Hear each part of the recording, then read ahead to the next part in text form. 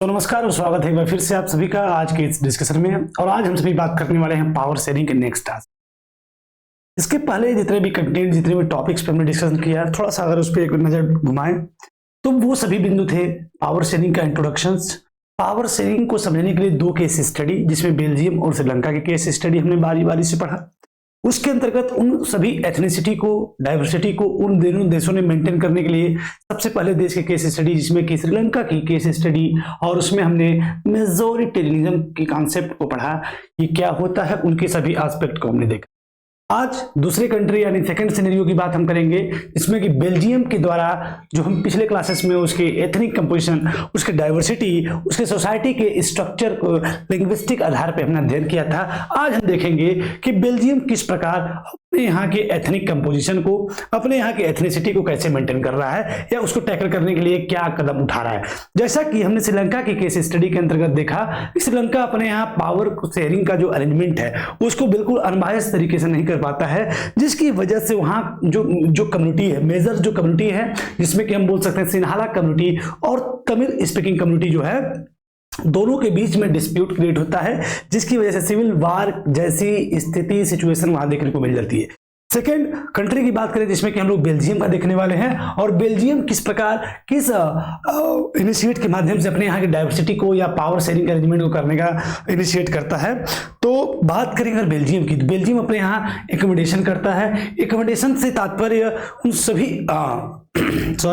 सभी एस्पेक्ट से है जिन एस्पेक्ट के माध्यम से समाज के सभी वर्गों में, समाज के सभी कम्युनिटी में, समाज के सभी सोशल ग्रुप में हम सामंजस्य या फिर एडजस्टमेंट की व्यवस्था को एडजस्टमेंट करके समाज में पावर शेयरिंग की व्यवस्था को मेंटेन करते हैं। अर्थात एकोमोडेशन से तात्पर्य समाज के सभी ग्रुपों में, समाज के सभी वर्गों में, समाज के सभी जो एथनिसिटी है उन सभी में सामंजस्य हम किस प्रकार से बनाएंगे।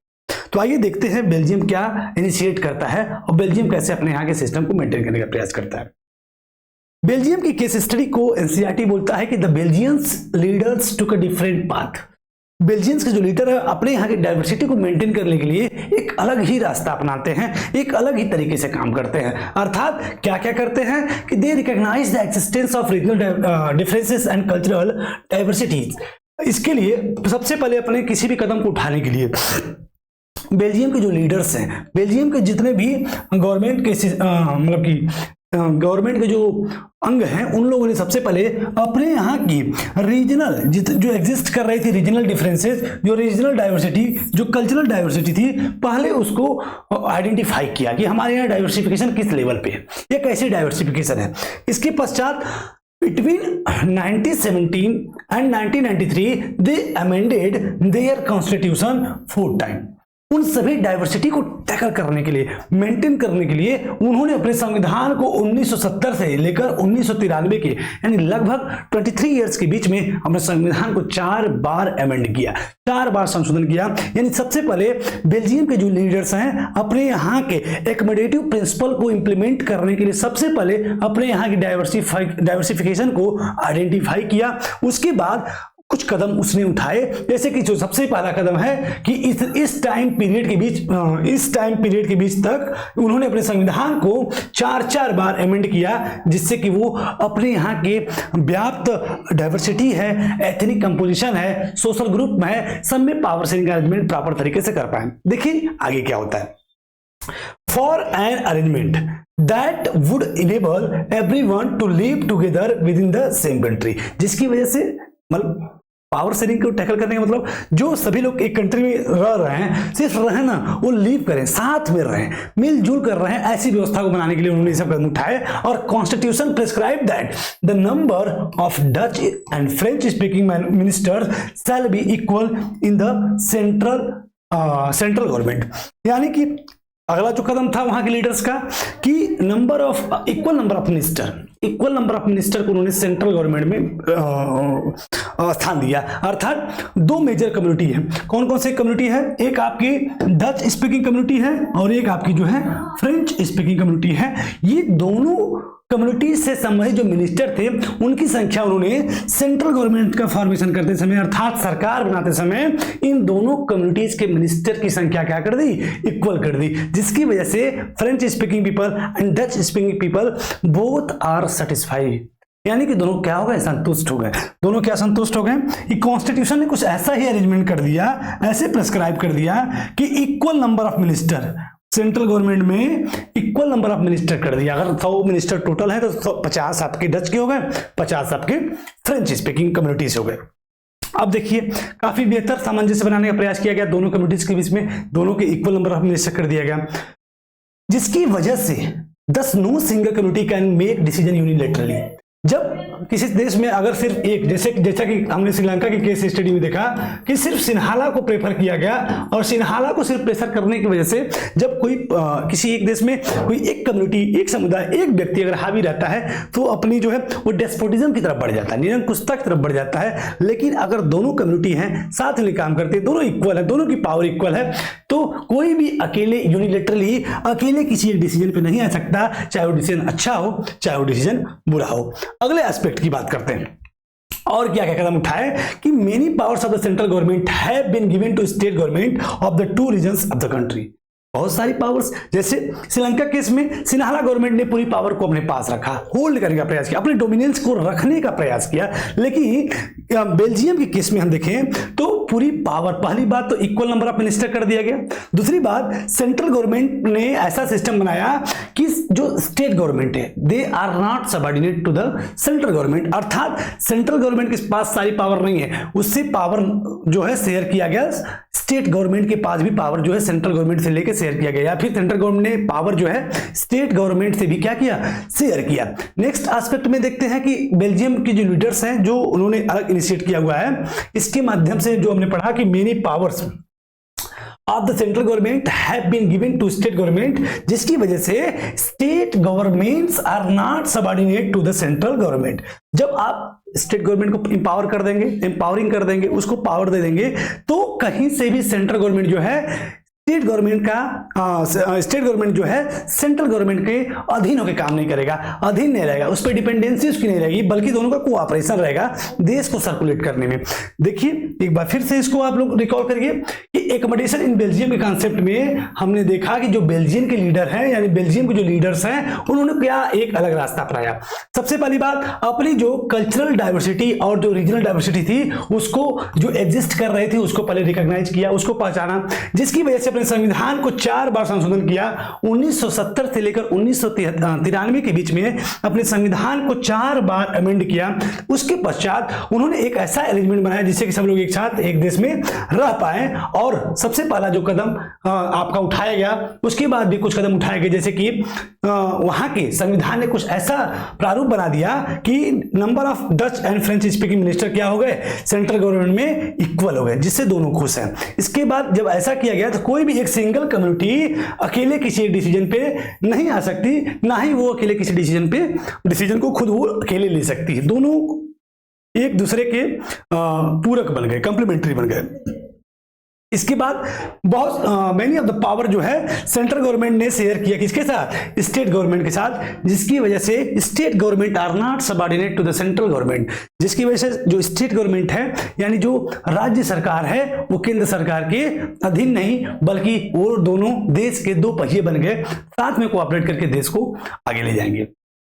नेक्स्ट एस्पेक्ट को देखते हैं कि बेल्जियम के लीडर्स ने क्या एकोमोडेशन में अगला जो क्या इनिशिएट लिया।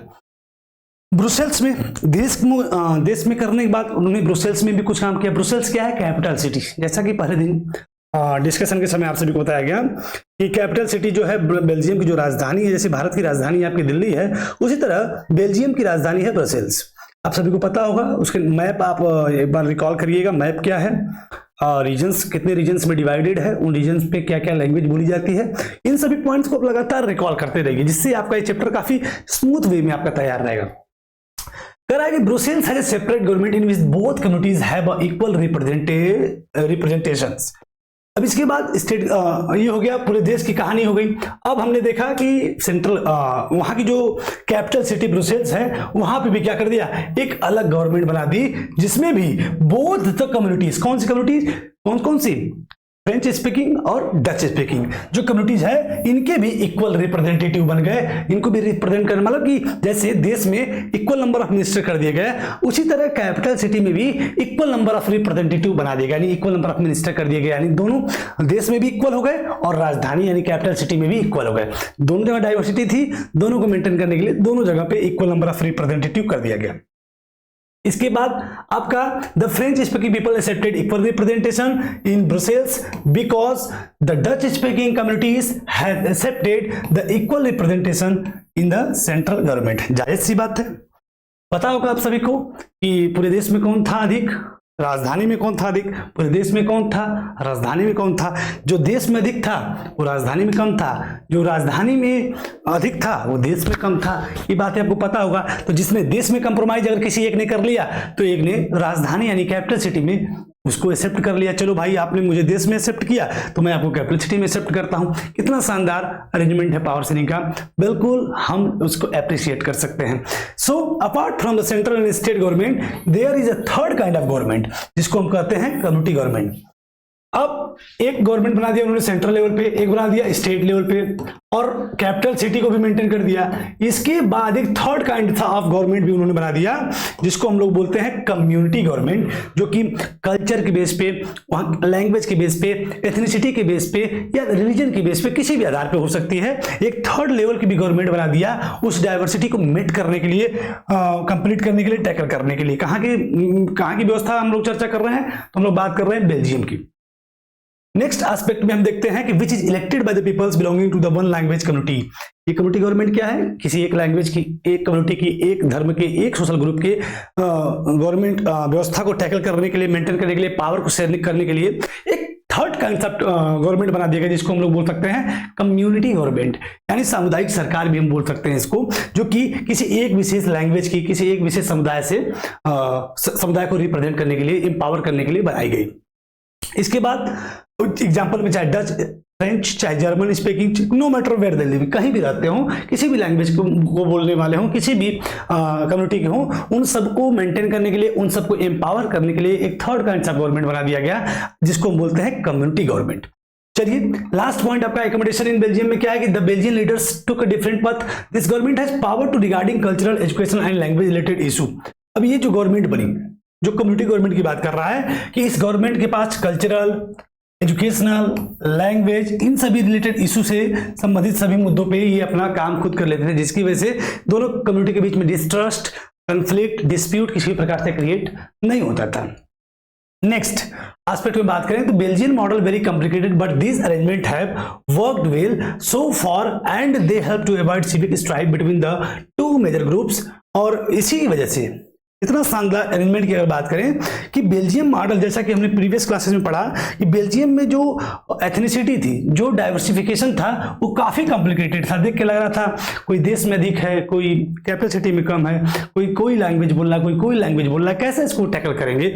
लेकिन इसने इतना शानदार अरेंजमेंट किया कि देश में भी equal number of minister equal कर दिया, कैपिटल सिटी में भी इक्वल नंबर ऑफ मिनिस्टर कर दिया, और जो अलग अलग जगहों पर छोटी छोटी जो डाइवर्सिफिकेशन है, चाहे वो कल्चर के आधार पर हो, एजुकेशनल हो, चाहे वो आपकी लैंग्वेज बेस पे हो, किसी भी आधार पे हो, उन सभी को टैकल करने के लिए एक थर्ड टाइप्स ऑफ गवर्नमेंट बना दिया जिसको बोलते हैं कम्युनिटी गवर्नमेंट। और इन सब की वजह से कॉम्प्लिकेटेड मॉडल होने के बावजूद भी ये बड़ा शानदार काम करता है, और इन सब की वजह से ये पूरा हेल्प करता है कि किसी भी प्रकार से सिविक स्ट्राइक यानी सिविल वार जैसी कंडीशन बेल्जियम में क्रिएट नहीं होती है, जैसा कि हम लोग श्रीलंका के केस में देखते हैं।